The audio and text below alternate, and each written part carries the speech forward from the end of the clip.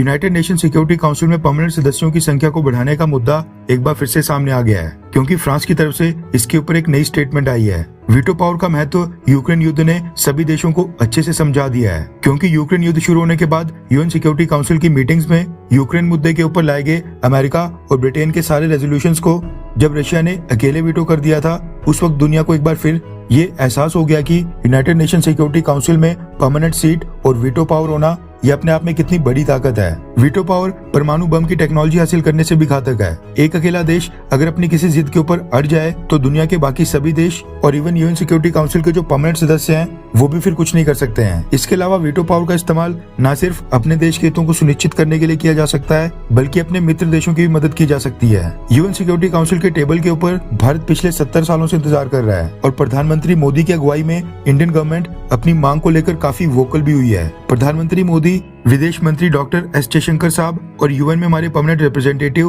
और बाकी डिप्लोमेट्स सबके सब दुनिया को टाइम टाइम पर याद दिलाते हैं कि भारत को परमानेंट मेंबर बनाने का सही समय आ गया है और हम ये सदस्यता भीख में नहीं मांग रहे हैं, बल्कि ये भारत का अधिकार है। इसी चीज को देखते हुए फ्रांस ने भारत को यूएन सिक्योरिटी काउंसिल का परमानेंट मेंबर बनाने के लिए अपनी तरफ से समर्थन देने की अपनी प्रतिबद्धता को दोहराया है। रेफरेंस के लिए आपकी स्क्रीन के ऊपर रिपब्लिक वर्ल्ड के आर्टिकल का स्क्रीनशॉट है, जिसके मुताबिक फ्रांस ने भारत को यूएन सिक्योरिटी काउंसिल के परमानेंट मेंबर्स में शामिल करने का एक बार फिर समर्थन किया है। रिपोर्ट के मुताबिक फ्रांस की विदेश मंत्री कैथरीन कोलोना भारत के दौरे पर आई हुई हैं और इसी दौरान उन्होंने भारत में आकर बोला कि मैं आपको याद दिलाना चाहती हूँ कि France United nation security council की चेयरमैनशिप को एक बार फिर शुरू कर रहा है। फ्रांस ने अपने आप को मोबिलाइज कर दिया है और हम अपने आप को तब तक मोबिलाइज करते रहेंगे जब तक भारत को यूनाइटेड नेशन सिक्योरिटी काउंसिल का परमानेंट मेंबर नहीं बना दिया जाता। कैथरीन कोलोना ने कहा है कि भारत को यूएन सिक्योरिटी काउंसिल का परमानेंट सदस्य बनाने के लिए फ्रांस ने अपने एफर्ट्स तेज कर दिए हैं और वो तब तक कोशिशें जारी रखेगा जब तक भारत को यूएन सिक्योरिटी काउंसिल का परमानेंट सदस्य